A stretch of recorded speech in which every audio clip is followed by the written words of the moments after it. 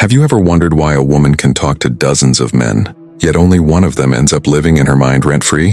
Why she can turn down a man who has everything, the looks, the car, the charm, and fall for someone who simply makes her feel something she can't explain? It's not about money. It's not even about looks.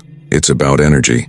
The way your presence makes her body relax and her mind trust you without words. Today I'll walk you through how women truly fall in love, step by step through the lens of female psychology and Stoic philosophy.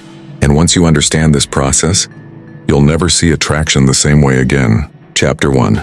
The first trigger. Emotional contrast. It all begins when she feels a difference. Meet Ethan, a 29-year-old from New York. He wasn't rich, he wasn't a model, but he had something every Stoic man learns to build: a quiet presence. He didn't chase validation. He didn't need the spotlight. When he met Claire at a coffee shop in Brooklyn, he didn't bombard her with compliments. He didn't flirt like a salesman pitching his best product. He simply asked thoughtful questions, and when she spoke, he listened.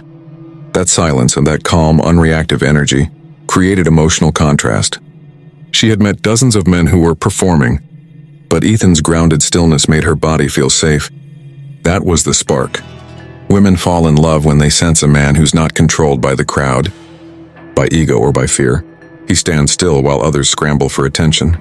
Marcus Aurelius wrote, "Be like the cliff against which the waves continually break, but it stands firm and tames the fury of the water around it." That's stage 1. She notices the difference between noise and depth. And depth always wins. Chapter 2. The second stage. Predictability in a chaotic world. In the beginning, attraction might be curiosity, but love only grows when curiosity turns into trust. After a few dates, Claire started noticing something unusual about Ethan. He was consistent. Not in a robotic way, but in a dependable one. He texted when he said he would. He didn't cancel plans last minute. He didn't make promises just to impress. And that's when her subconscious began to relax. You see, in psychology, there's something called emotional predictability. It's the sense that someone's energy won't suddenly change on you.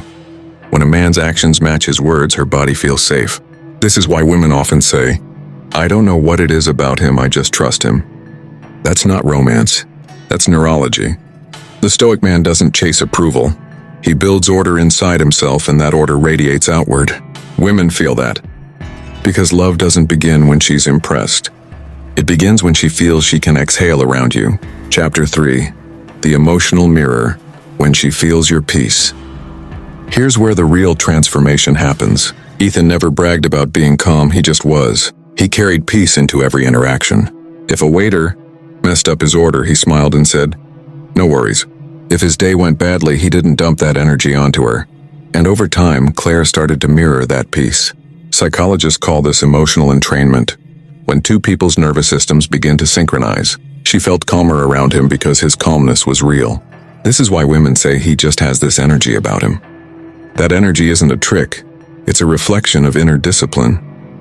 Epictetus said, "No man is free who is not master of himself." When you master your emotions, you become emotionally magnetic. A woman doesn't fall in love with your words. She falls in love with the way she feels in your presence. That's stage 3, emotional synchronization. She begins to crave your peace more than your attention. Chapter 4. The subtle vulnerability, opening the door to connection. Most men think love is built on confidence, but in truth, connection is built on vulnerability. One evening, Claire told Ethan about her past heartbreak, how she was cheated on by someone who used her insecurities as weapons. Most men would respond with advice or pity. Ethan didn't. He simply said, "I know how that feels. I used to shut people out to avoid that pain."